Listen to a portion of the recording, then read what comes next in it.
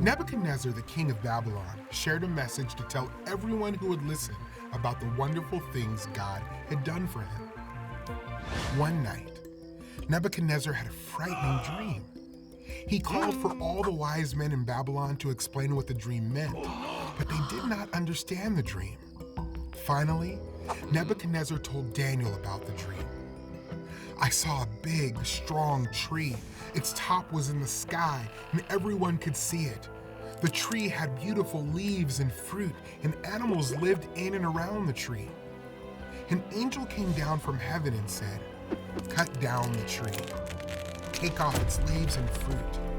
Let the animals hurry away." The angel said only the stump and roots would be left in the ground.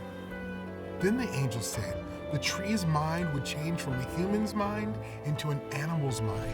He said this would happen so that people would know God is ruler over human kingdoms. The dream frightened Daniel too, and he told King Nebuchadnezzar what it meant. "The tree is you," Daniel explained. "You are great and strong, and your greatness reaches the sky." Then Daniel said, "Like the tree was cut down, you will be driven away from people. Instead, you will live with wild animals and eat grass. Like the stump was left in the ground, your kingdom will not be completely destroyed.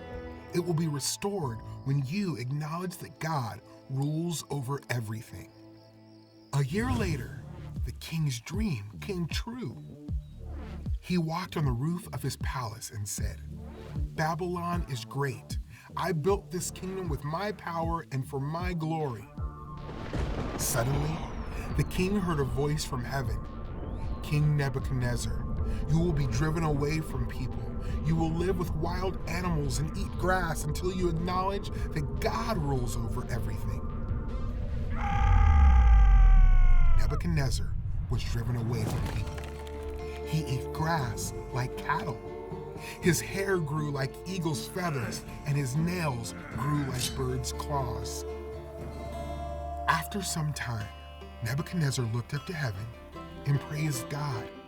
He acknowledged that God rules everything. His kingdom was restored to him, and Nebuchadnezzar gave glory to God.